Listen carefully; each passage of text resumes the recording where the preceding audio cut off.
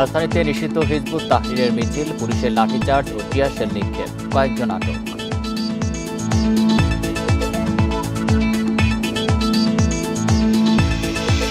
বৈষম্য বিরোধী বা সমন্বয়ক বলে কিছু নেই, পরিচয় ব্যবহার করে অপকর্ম করলে ব্যবস্থার আহ্বান নাহিদের।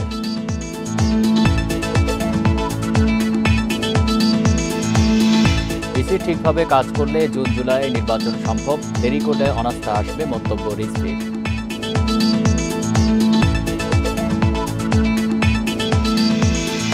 মাগুরায় বোনের বাড়িতে বেড়াতে গিয়ে ধর্ষণের শিকার শিশুর অবস্থা সংকটাপন্ন, ঢাকা মেডিকেলে ভর্তি, ভগ্নিপতি ও বোনের শ্বশুর আটক। বৈষম্য বিরোধী বা সমন্বয়ক পরিচয় ব্যবহার করে কেউ অপকর্ম করলে আইনশৃঙ্খলা বাহিনীর প্রতি ব্যবস্থা নেওয়ার আহ্বান জানিয়েছেন জাতীয় নাগরিক পার্টির আহ্বায়ক নাহিদ ইসলাম। বিকেলে রাজধানীর বাংলা মোটরে অস্থায়ী কার্যালয়ে প্রথম সাধারণ সভায় একথা বলেন তিনি। দেশজুড়ে চলমান সহিংসতায় উদ্বেগ প্রকাশ করে নাহিদ ইসলাম বলেন, নারীর নিরাপত্তা নিশ্চিতে সরকারকে কঠোর হতে হবে। তিনি বলেন, নির্বাচনের আগেই জুলাইয়ের বিচার ও জুলাই সনদ আগে দেখতে চায় এনসিপি, এরপর নির্বাচনের দিকে এগুতে হবে। নির্বাচনের আগে আইনশৃঙ্খলা পরিস্থিতি অবশ্যই উন্নতি করতে হবে বলেও উল্লেখ করেন সাবেক এই তথ্য উপদেষ্টা।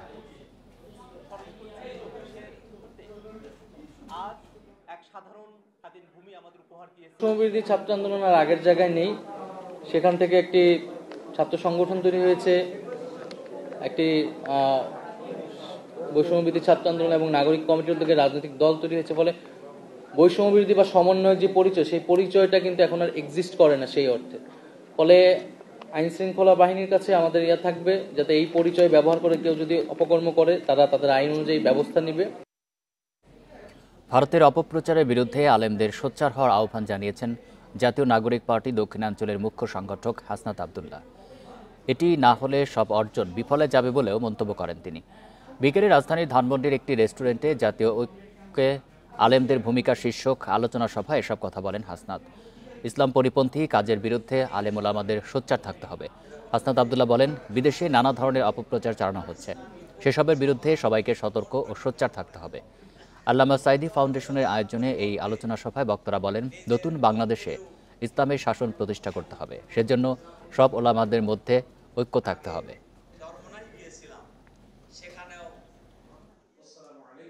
আমরা দেখতে পাচ্ছি যে ভারতীয় ষড়যন্ত্র এখনো পর্যন্ত অব্যাহত রয়েছে, সেটির বিরুদ্ধে যেন আমাদের সংগ্রাম অব্যাহত থাকে, নচেত আমাদের যে সংগ্রামটি, আমাদের প্রাথমিক অর্জনটি, এই অর্জনটিকে কিন্তু বিতর্কিত করার সবসময় চেষ্টা বা সবসময় অপচেষ্টাটি থাকবে। সেটির বিরুদ্ধে যেন সবসময় আলেম ওলামারা আমাদেরকে যেভাবে পথ দেখিয়েছে, আমরা সেই পথটাকে অনুকরণ করতে চাই। এবং নির্বাচন কমিশন ঠিকভাবে কাজ করলে ডিসেম্বর নয়, জুন জুলাইয়ে জাতীয় নির্বাচন সম্ভব বলে মনে করেন বিএনপির যুগ্ম মহাসচিব রুহুল কবির রিজভী। অযথা দেরি করলে জনগণের অনাস্থা আসবে বলেও মন্তব্য তার। সকালে রাজশাহীর ভুবনমোহন পার্কে ছাত্র জনতার আন্দোলনে শহীদ পরিবারের সাথে সাক্ষাৎ এবং দোয়া অনুষ্ঠানে তিনি এসব কথা বলেন। জানান, জনগণ নির্বাচনের জন্য মুখিয়ে রয়েছে। জাতীয় নির্বাচনের আগে অন্য কোনো নির্বাচন বিএনপি মানবে না বলেও জানান এই বিএনপি নেতা। তার অভিযোগ, ফ্যাসিস্ট হাসিনা যা খুশি তা করে দেশকে ধ্বংসের দিকে নিয়ে পালিয়ে গেছে। নির্বাচন কমিশন যদি সঠিকভাবে কাজ করে তাহলে ডিসেম্বরের মধ্যে, ডিসেম্বর কারণ আপনার জুনের মধ্যে নির্বাচন করা সম্ভব, জুলাইয়ের মধ্যে নির্বাচন করা সম্ভব। আর এইটা নিয়ে গড়িমসি করা হলে জনগণের মধ্যে সন্দেহ জাগবে এই অন্তর্বর্তীকালীন সরকারের কাছে প্রতি, যে কেন এই গড়িমসি করা হচ্ছে।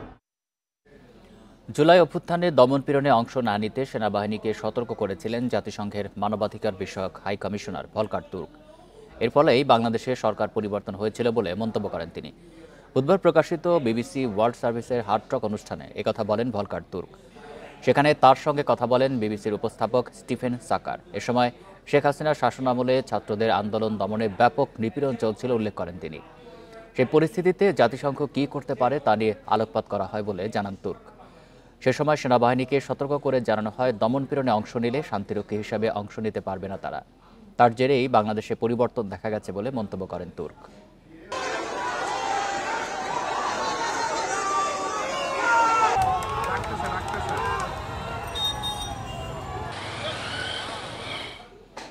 মাগুরায় বোনের বাড়িতে বেড়াতে গিয়ে ধর্ষণের শিকার শিশুটির অবস্থা এখনও সংকটাপন্ন।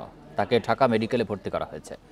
এদিকে এই ঘটনায় দুপুরে সদর থানা ঘেরাও করে ধর্ষণের বিচার দাবিতে বিক্ষোভ করে স্থানীয় জনতা। পরে সেনাবাহিনীর সহায়তায় পরিস্থিতি শান্ত হয়।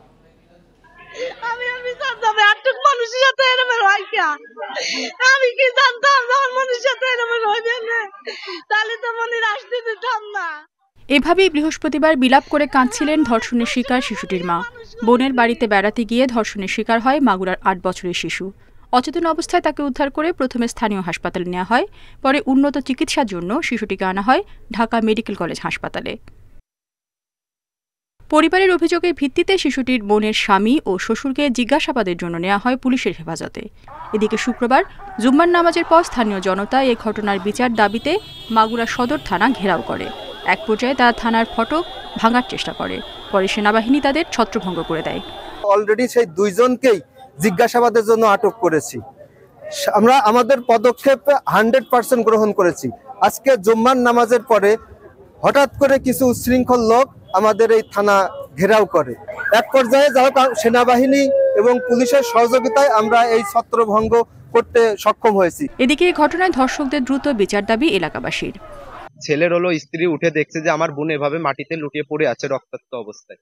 তাকে পেয়ে তার বউ হলো চিৎকার মারছে, ছেলের বউ চিৎকার মারলে সেই ছেলেই তাকে হলো আবার মারধর শুরু করছে যে তুই চিৎকার করছিস কেন। বাচ্চাটার সাথে যে ঘটনাটা ঘটেছে এ এলাকাবাসী হিসেবে আমরা পুরোভাবে ভালো করে শাস্তি চাই। ধর্ষণের ঘটনায় মামলার প্রস্তুতি নিচ্ছে বলে জানিয়েছে পুলিশ। Independent news. দেশে নারী নির্যাতন ও হেনস্থার ঘটনায় উদ্বেগ প্রকাশ করেছেন বিএনপি মহাসচিব মির্জা ফখরুল ইসলাম আলমগীর। শুক্রবার এক বিবৃতিতে এসব ঘটনার তীব্র নিন্দা ও প্রতিবাদ জানান। বিএনপি মহাসচিব বলেন, দেশের উন্নয়ন অগ্রগতি সহ সব ক্ষেত্রে নারীরা পুরুষের পাশাপাশি অগ্রণী ভূমিকা পালন করছে। শিক্ষাক্ষেত্রেও নারীদের ভূমিকা প্রশংসনীয়। শিক্ষা প্রতিষ্ঠান সহ বিভিন্ন স্থানে নারীরা ইফটিজিং, শ্লীলতাহানি ও হেনস্থার শিকার হচ্ছে। ধর্ষণ ও নির্যাতনের পর হত্যা করা হচ্ছে। পতিত আওয়ামী লীগ সরকার নারী নির্যাতনের বিরুদ্ধে ব্যবস্থা নেয়নি বলে এই নির্যাতনকারীরা বেপরোয়া হয়ে উঠেছে। রাজধানী বাজারে অস্বস্তি বাড়াচ্ছে সবজির দাম। শসা, টমেটোর দাম কম হলেও চড়া বেগুন ও করলার দাম কেজিতে গুনতে হচ্ছে 100 টাকার বেশি। তবে দীর্ঘদিন পর সংকট কাটতে শুরু করেছে ভোজ্য তেলের। সরবরাহ বেড়েছে বোতলজাত সয়াবিন তেলের। রোজা শুরুর পর প্রথম শুক্রবার ছুটির দিনে রাজধানীর বাজারে ক্রেতার ভিড়। তবে সবজির দাম নিয়ে মিলেছে ক্ষুব্ধ প্রতিক্রিয়া। বেগুন, করলা, ঢেঁড়স, পটল কিনতে কেজিতে গুনতে হচ্ছে 100 থেকে 130 টাকা। দরদামের পরও নামছে না 100 টাকার নিচে। তবে 30 থেকে 40 টাকায় কেনা যাচ্ছে শসা, টমেটো। লেবুর হালি 40 থেকে 60 টাকা। দাম বেশি, আমাদের তো কিছু করার না, আমাদের তো কিনতে হবে, আমাদের খাইতে হবে। কাউরান বাজারেই 100 টাকা। আমি ভাবছিলাম কাউরান বাজারে হয়তো বা দাম কম হবে এবং জিনিসটা ফ্রেশ পাওয়া যাবে, এই জন্য কাউরান বাজারে আসছি, ঘুরে ঘুরে দেখতেছি, কিন্তু দাম বেশি মনে হচ্ছে। তবে সুখবর ভোজ্য তেলের বাজারে সরবরাহ বাড়ায় সংকট কাটছে বোতলজাত সয়াবিনের। বিক্রি হচ্ছে 175 টাকা লিটারে। আমাদের গাড়ির থেকে 5 টাকা লাভ হয়, এরকম লাভ হয়। স্বস্তি ফিরেছে মুরগির বাজারে। ব্রয়লার বিক্রি হচ্ছে 200 টাকা কেজিতে। সোনালির দাম 260 টাকা। বাজার নিয়ন্ত্রণে নিয়মিত অভিযানে রয়েছে ভোক্তা অধিদপ্তর। আমরা প্রথমে ওজনটা দেখেছি, যেহেতু ওজন নিয়ে অনেক কমপ্লেন আসে মাংসের, মুরগি এবং গরুর আমরা বাটখারা নিয়ে এসেছিলাম। আজকে ওজন পরীক্ষা করেছি, তো বেশিরভাগই সঠিক আছে। শুধু 2 জনের আমরা গরমিল পেয়েছি এবং আমরা ওনাদেরকে আইনানুগ ব্যবস্থা গ্রহণ করেছি। আর যেগুলো মুদি দোকান, আমরা সয়াবিন তেলের সরবরাহটা চেক করলাম, এখন সয়াবিন তেলের সরবরাহ আছে, স্বাভাবিক আছে। এই অভিযানে ওজনে কম দেয়া সহ নানা কারসাজির অভিযোগে কয়েকজন ব্যবসায়ীকে জরিমানা করেছে তদারকি দল। Shahid Ahmed, independent news, Dhaka. এবার ইফতার বাজারের খবর।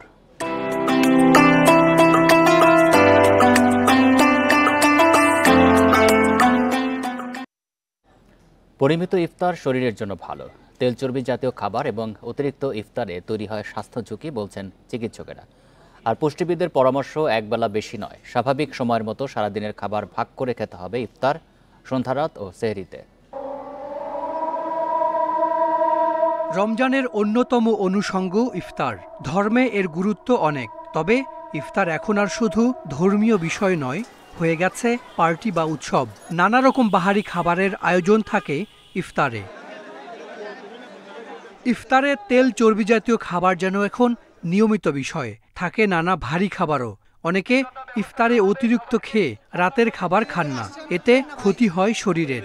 কিছু কিছু লোক ইফতারে সারাদিন, দিনে তো খাচ্ছে না, 24 ঘন্টায় যে খাবারটা খাচ্ছে রাতেই খাচ্ছেন, তার 86% পর্যন্ত শুধু ইফতারে খান। দেহের স্বাভাবিক প্রবণতা হলো যে পাকস্থলীতে যখন ব্যাপক লোড মানে খাদ্য দিচ্ছি আমরা, রক্ত সরবরাহ ইভেন মস্তিষ্ক থেকেও রক্ত সরবরাহ কমিয়ে ওদিকে পাঠিয়ে দেওয়া হয়। যে রক্ত অন্য জায়গা থেকে সরিয়ে এনে পাকস্থলীকে শুধুমাত্র খাবার হজমের জন্য ব্যয় করা হচ্ছে, ওনার কিন্তু ইন্টেলেকচুয়ালিটি, বুদ্ধিবৃত্তিক কর্মকাণ্ড হ্রাস পাচ্ছে। পুষ্টিবিদেরা বলছেন পানির পরিমাণ বেশি এমন খাবার সেহরি ইফতারের জন্য ভালো। তবে সেহরিতে আমিষ জাতীয় খাবার শরীরে শক্তি যোগায় দীর্ঘ সময়। স্বাভাবিক সময়ের মতো সারাদিনের খাবার ভাগ করে খেতে হবে ইফতার, সন্ধ্যারাত এবং সেহরিতে। ইফতারিতে পর্যাপ্ত পরিমাণে খাই, ডিনার অফ করি, এই মিস্টেকটা করা যাবে না। আর একটা হচ্ছে অনেক ইফতার খেলাম, আমি ডিনারটা না খেয়ে একবারে 12টা সাড়ে 12টায় খাবার খেয়ে সেহরি আর খেলাম না, একবারে চলে আসলাম, সারাদিন রোজা থাকলাম। এই দুইটা মিস্টেক সাধারণ ক্ষেত্রে হয়ে থাকে। আর খাবারের ক্ষেত্রে মিস্টেক হয়ে থাকে বাইরের ভাজা বোনা খাবারগুলো, জাঙ্ক ফুডগুলো। তা আমি বলবো যে এই খাবারগুলো বাদ দেওয়াই ভালো।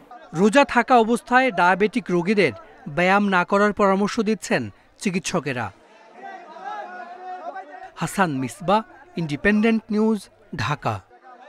রাজধানীতে শেখ পরিবারের 4টি ফ্ল্যাটের সন্ধান পেয়েছে দুর্নীতি দমন কমিশন দুদক। সংস্থাটির দাবি, ইস্টার্ন হাউজিংকে প্লট সুবিধা দিয়ে বিনামূল্যে এসব ফ্ল্যাটের মালিক সজীব অজেদ জয়, সাইমা অজেদ পুতুল, আজমিনা সিদ্দিক রূপন্তী ও রাদওয়ান মুজিব সিদ্দিক ববি। দুদক বলছে, রাজধানীতে ফ্ল্যাট থাকা সত্ত্বেও আইন লঙ্ঘন করে শেখ পরিবারের সদস্যদের পূর্বাঞ্চলে 60 কাঠার 6টি প্লট বরাদ্দ দেওয়া হয়।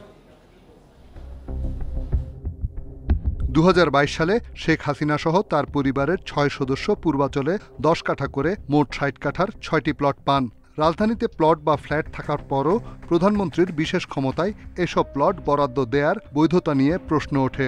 এ নিয়ে জানুয়ারি মাসে শেখ হাসিনা, রেহেনা ও তার 5 সন্তান সহ 14 সরকারি কর্মকর্তার বিরুদ্ধে 6টি মামলা করে দুদক।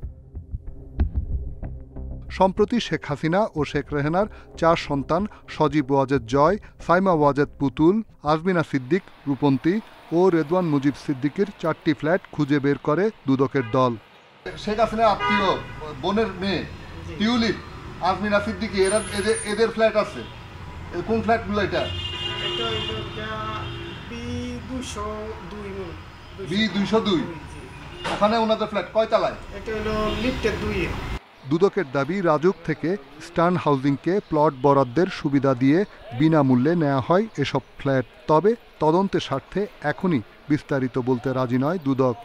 অনুসন্ধান টিম এই বিষয়ে দালিলিক প্রমাণাদি সংগ্রহ করছেন এবং দালিলিক প্রমাণাদি সংগ্রহ শেষে তারা প্রতিবেদন দাখিল করবেন কমিশনের নিকট এবং কমিশনের অনুমোদন ক্রমে পরবর্তীতে এই বিষয়ে ব্যবস্থা নেওয়া হবে।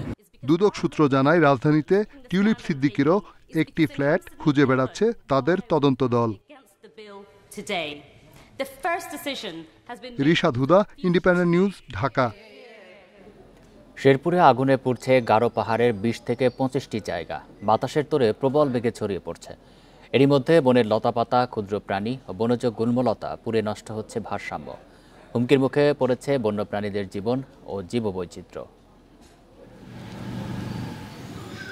শেরপুরে গারো পাহাড়ে রয়েছে সবুজ লতাপাতার ছোট ছোট ওষুধি গাছ, আছে অনেক কীটপতঙ্গ ও ক্ষুদ্র জীব।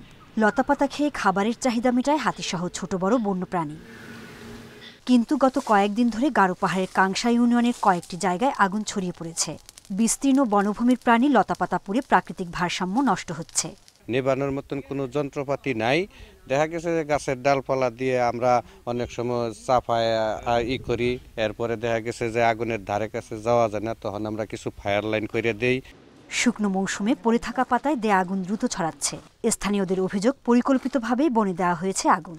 বিশেষ গোষ্ঠী বা মহল তাদের নিজেদের স্বার্থ, অর্থাৎ পাহাড়ের গাছ এবং অন্যান্য যে খনিজ সম্পদগুলো রয়েছে সেগুলো চুরি করার উদ্দেশ্যে এই কাজগুলি করে থাকে। পাহাড়গুলোতে দেখা যায় যে আগুন লাগে, যারা রাস্তা দিয়ে যায়, দেখা যায় পিকনিক স্পটে যায়, তারপরে মানুষজন আসে, তারা বিড়ির আগুন ফেলে। এই পাহাড়গুলোতে আমরা এই যে গাছপালা এবং এই যে গরু বাছুর গাছ নষ্ট হয়ে যাইতেছে। ফায়ার সার্ভিসের সহায়তায় আগুন নেভানোর চেষ্টা করছে বন বিভাগ।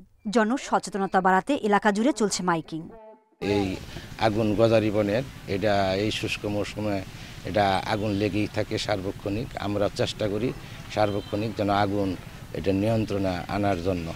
দ্রুত আগুন নেভানো না গেলে বনের লতাপাতা কীটপতঙ্গ বিলুপ্তের শঙ্কা করা হচ্ছে। এছাড়া পরিবেশের ভারসাম্য পড়বে চরম হুমকিতে। Independent news. এই ছিল সংবাদ সন্ধ্যায়। ইন্ডিপেন্ডেন্ট টেলিভিশনের সব খবরের আরো বিস্তারিত জানতে চোখ রাখুন ফেসবুক, ইউটিউব এবং এক্সে। ধন্যবাদ সবাইকে।